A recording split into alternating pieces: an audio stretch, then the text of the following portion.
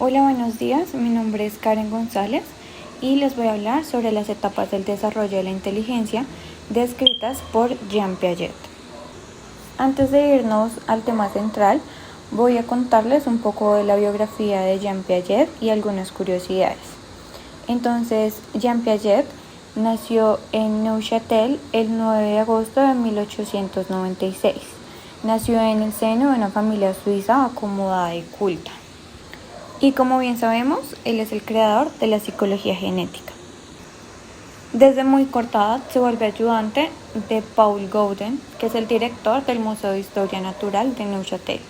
Dedica la mayor parte de su tiempo libre de la infancia y pubertad a la malacología, que es el estudio de los moluscos. A los 11 años publica su primer artículo en una revista especializada. Desde entonces hasta los 18 años plantea minuciosas observaciones, especialmente de los procesos adaptativos de los animales, los cuales plantea en cada uno de sus artículos. Tuvo la oportunidad de trabajar en un laboratorio ubicado en París, en donde su función era administrar diferentes tests a niños parisinos. Allí descubrió que los niños concurrían siempre en los mismos errores frente a problemas lógicos. Entonces corroboró que el razonamiento lógico no es innato y que éste se va desarrollando en un proceso en el cual el niño interactúa con su medio, es decir, que la capacidad de adquirir conocimiento depende de la interacción entre el sujeto y el objeto. Esto ayuda a Piaget a aclarar su intención de construir la teoría del conocimiento epistemológico basado en el estudio de su génesis. Muere en Ginebra el 16 de septiembre de 1980. Su obra reúne más de 50 libros, numerosas monografías y centenares de artículos, alrededor de 20.000 páginas traducidas a 18 lenguas. Ahora sí, vamos a hablar de su teoría. La psicología genética está representada por estados sucesivos de equilibrio que marcan las diferencias de los comportamientos elementales del recién nacido hasta los propios de la adolescencia. Para esto, Piaget dice que el desarrollo es el resultado de la interacción entre 4 factores esenciales, los cuales son el crecimiento orgánico y la maduración, que dan el orden invariable de sucesión. Las interacciones y transmisiones sociales, que nos dice que el individuo pone su energía a disposición y recibe algo a cambio. El ejercicio y la experiencia, que es la interacción del sujeto con los objetos. Y por último, la equilibración, que son las compensaciones activas del sujeto en respuesta a perturbaciones exteriores. Ahora sí, vamos a describir a profundidad las etapas del desarrollo de la inteligencia. Estas están explicadas de acuerdo a 4 estadios que se caracterizan por la aparición de estructuras construidas en una sucesión. Encontramos el estadio de la inteligencia sensoriomotriz, que va de los 0 a los 2 años. El estadio de la inteligencia representativa preoperatoria, que va de los 2 a los 6-7 años. El estadio de las operaciones concretas, que va de los 6-7 a los 10-11 años. Y por último, el estadio de las operaciones formales, que va desde los 11 en adelante. El estadio de la inteligencia sensoriomotriz. En esta etapa el niño conquista el universo práctico que lo rodea, desde un estado de indiferenciación entre el yo y el mundo, en el que el recién nacido lo refiere todo a su propio cuerpo. El niño se situará como uno más entre otros y en un universo que ha construido y que es exterior a sí mismo.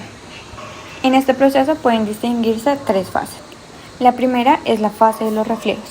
En un principio la vida mental se manifiesta en ejercicios reflejos que son coordinaciones sensoriales y motrices ajustadas hereditariamente.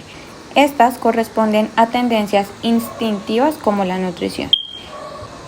El reflejo de succión se va afinando con el ejercicio a medida que pasan los días. El recién nacido mama mejor y adquiere un reconocimiento práctico de la situación. Luego producirá una generalización de su actividad de succión y chupa en el vacío, su mano y todo lo que llega a su boca. La fase de la organización de las percepciones o costumbres. La experiencia ayuda a que el bebé comience a coordinar esquemas de la acción, como por ejemplo el girar la cabeza para seguir un objeto de su interés, sonreír al rostro humano, entre otros. Y por último, la fase de la propia inteligencia sensoriomotriz. En esta se aplica la manipulación de objetos. Tiene como herramientas la percepción y los movimientos organizados en esquemas de acción. El bebé varía intencionalmente las acciones para estudiar los resultados como las trayectorias y las caídas. Es debido a esto que el bebé establece relaciones causa-efecto entre las acciones. Ahora tenemos el estadio de la inteligencia representativa preoperatoria. En este estadio, los niños tienen la posibilidad de reemplazar en el pensamiento un objeto por una representación simbólica, y esto es lo que hace posible el lenguaje, el juego simbólico y la imitación de conductas. Los hechos y los objetos que forman parte del mundo del bebé existen dentro de su modelo mental como un todo. Son réplicas o imitaciones derivadas de las acciones llevadas a cabo con esos objetos.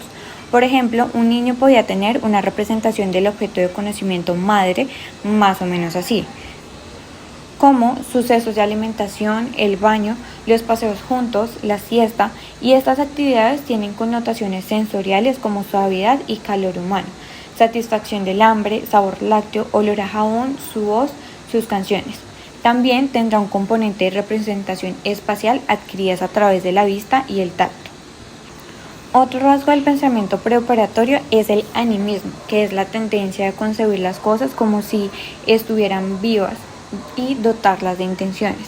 Y finalmente, por el desarrollo del lenguaje, el niño tiene la posibilidad de tener una comunicación más fluida con las demás personas con las que se contacta, ya sean con sus pares o con adultos. Ahora vamos con el estadio de las operaciones concretas. Las operaciones mentales otorgan a este periodo enormes posibilidades en relación con el anterior. El niño, capaz de operar con los sistemas simbólicos del lenguaje y las matemáticas, obtiene un mecanismo que lo libera del mundo de los objetos percibidos y de las acciones sobre los objetos. Los símbolos con los que opera pierde el nivel de privacidad para transformarse en públicos. Sin embargo, su limitación tiene que ver con el término concreto. Este indica que el niño aún necesita de la presencia de los objetos para poder razonar. Veamos un ejemplo de esto. La niña del ejemplo se encuentra en este estadio y aún no es capaz de realizar las acciones mentales necesarias para su resolución. Si se le permitiera manipular objetos o el graficado del problema, no tendría dificultad en realizar una seriación que la conduzca a la respuesta. Solo más tarde, a partir de los 11 o 12 años, puede operar con el pensamiento abstracto y puede reemplazar acciones reales por acciones virtuales.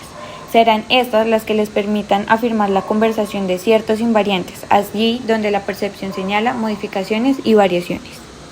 Ahora bien, esta etapa coincide con la escolarización primaria de los niños.